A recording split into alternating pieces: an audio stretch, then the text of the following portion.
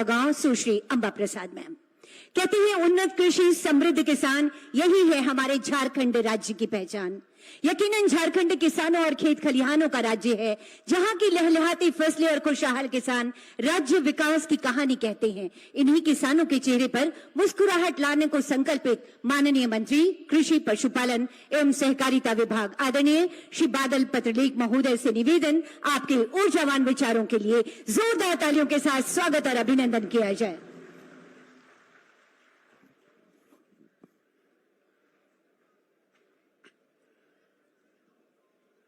परम श्रद्धेय आदरणीय मुख्यमंत्री महोदय, आदरणीय श्रम मंत्री महोदय, बड़कागांव की माननीय विधायक महोदया,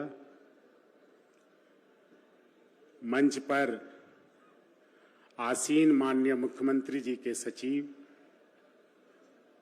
श्री विनय चौबे जी, माननीय मुख्यमंत्री जी के प्रेस सलाहकार भाई अभिषेक कुमार जी, मंच पर आसीन जिले के लोकप्रिय उपायुक्त महोदय, पुलिस अधीक्षक महोदय, उप विकास आयुक्त महोदय और सभी वरीय पदाधिकारीगण, मंचासीन श्री पंकज कुमार प्रजापति जी, श्री नवल किशोर यादव जी,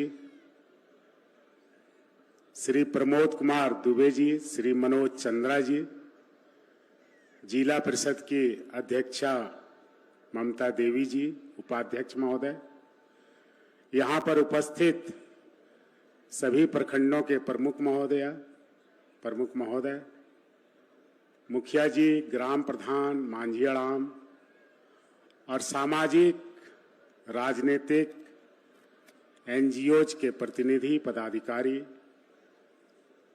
सिमरिया में इस महाजुटान में आए हुए माताओं, बहनों, देवियों, सज्जनों, किसान भाइयों, प्यारे बच्चों, इलेक्ट्रॉनिक, प्रिंट, सोशल मीडिया के सभी बंधु बांधव, कलाकार बंधु, आप सभी को जोहार।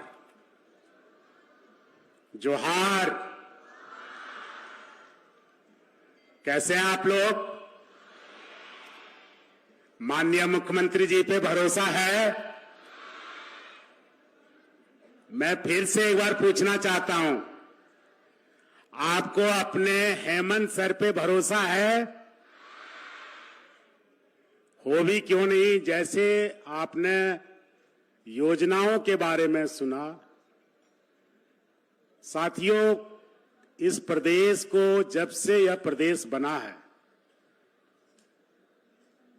चतरा जिला में सबसे पहले मैं नमन करता हूं अमर शहीद जयमंगल पांडे जी को, नादिर अली जी को। वैसी धरती जो सनातन, जैन और बौद्ध धर्म की त्रिवेणी जहां बहती हो, मां भद्रकाली की कृपा जिस क्षेत्र के वासियों पर हो, गौतम बुद्ध की तपोभूमि, जैन के 10वें तीर्थंकर महावीर के कर्म भूमि, मैं आप सबको नमन करता हूं, वंदन करता हूं, अभिनंदन करता हूं। एक कवि को मैं पढ़ रहा था, मैं चूंकि किसान से जुड़ा हुआ जिम्मेदारी एक किसान परिवार के बच्चे को दिया गया है कि टपकती है छत उनके कच्चे मकान की, टपकती है छत उनके कच्चे मकान की, फिर भी बारिश हो ये ख्वाहिश होती है किसान की, फिर भी बारिश हो ये ख्वाहिश होती है किसान की। मैं इन पंक्तियों को पढ़ते हुए माननीय मुख्यमंत्री जी के समक्ष जो परिस्थितियां उत्पन्न की जा रही है, जब से इन्होंने इस राज्य का पदभार संभाला है इस टर्म में, उसी दिन से जिस तरह के षड्यंत्र रचे जा रहे हैं, जिस तरह के अफवाह फैलाए जा रहे हैं, जिस तरह के चक्रव्यूह रचे जा रहे हैं,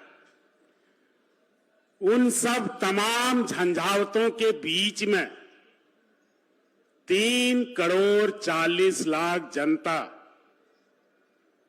जिन्होंने माननीय को जनादेश दिया, गठबंधन सरकार को जनादेश दिया, अपने मजबूत इरादे के साथ काम करना शुरू किया और उसका सबूत सिमरिया की इस धरती पर उमड़े जन सैलाब ने दे दिया।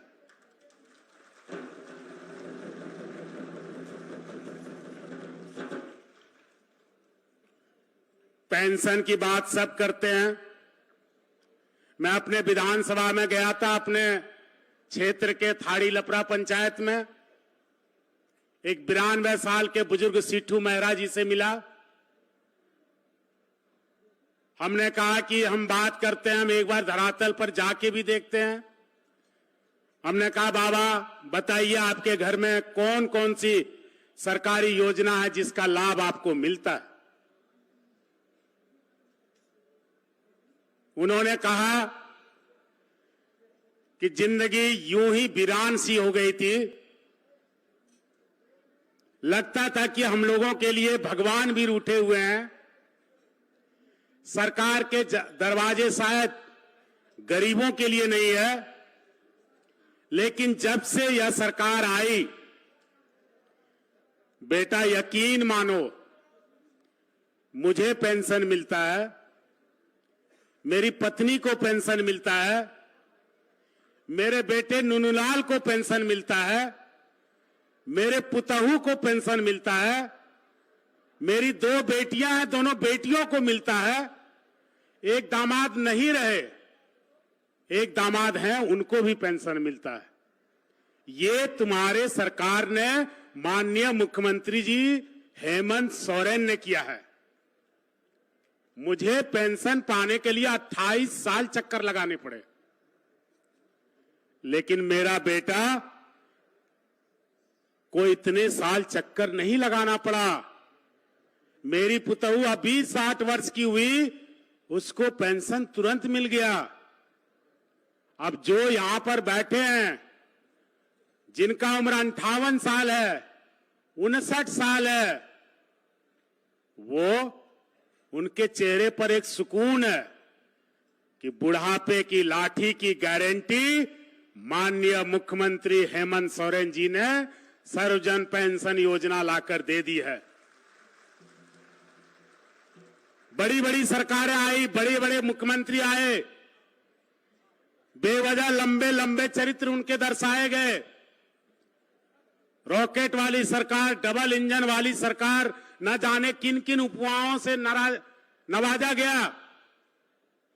लेकिन 4 साल पहले किसी भी शिविर में चले जाइए, पदाधिकारी यहां हैं, ये पहले भी कहीं डीसी साहब रहे होंगे, कहीं अनुमंडल पदाधिकारी रहे होंगे, या आप में से यहां जोगेंद्र बैठा जी हैं, बद्री बाबू हैं, राम लखन बाबू हैं।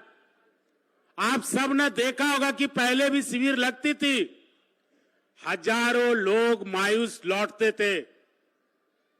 न पेंशन का ठिकाना, न रोजगार का ठिकाना, न भविष्य का ठिकाना।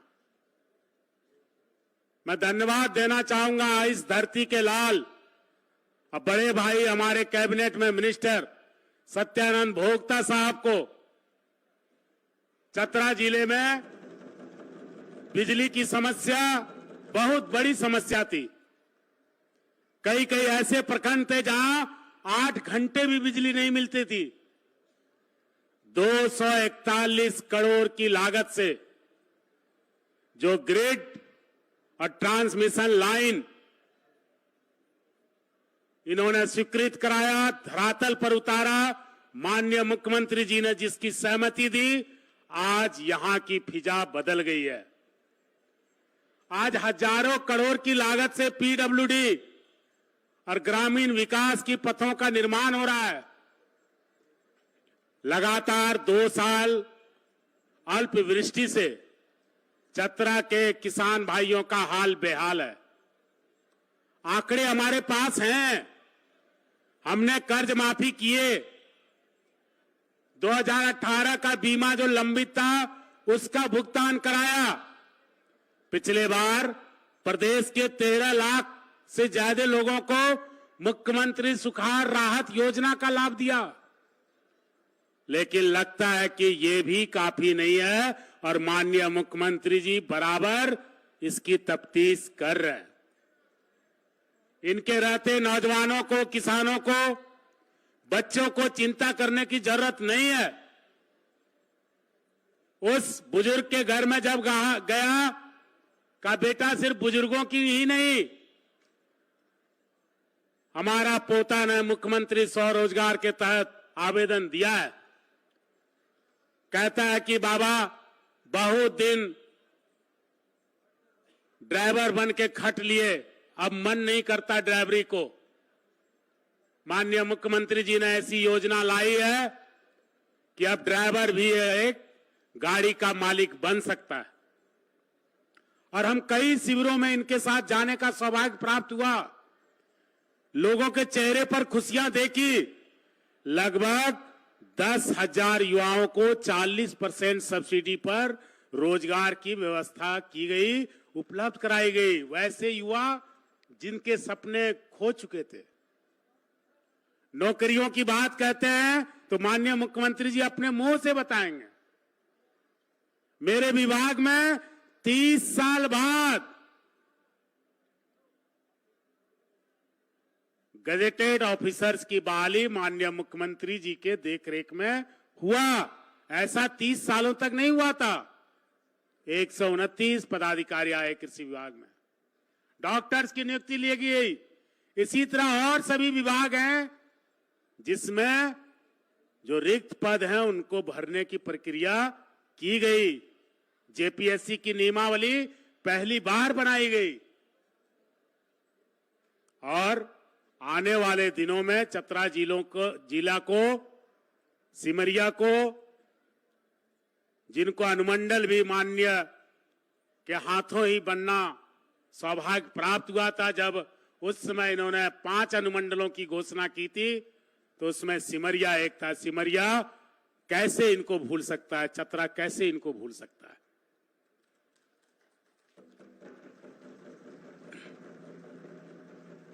आज सबको पेंशन मिलेगा इस बात की गारंटी है। आज सबको आवास मिलेगा इस बात की गारंटी है। आज ही एक अखबार को हमने पढ़ा, इस देश का प्रमुख अखबार है, कि ये तीसरा चरण ने सारे रिकॉर्ड को तोड़ दिया।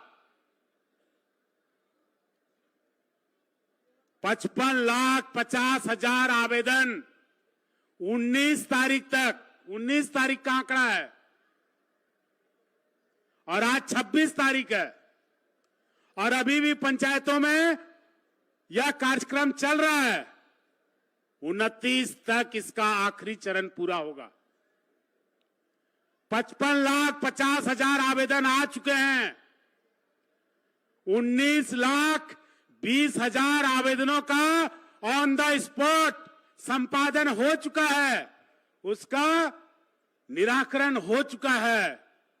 ऐसे माननीय मुख्यमंत्री जो सरकार को लाकर गांव में जिन्होंने बिठाने का काम किया, निश्चित रूप से आपके आशीर्वाद का और धन्यवाद का पात्र हैं।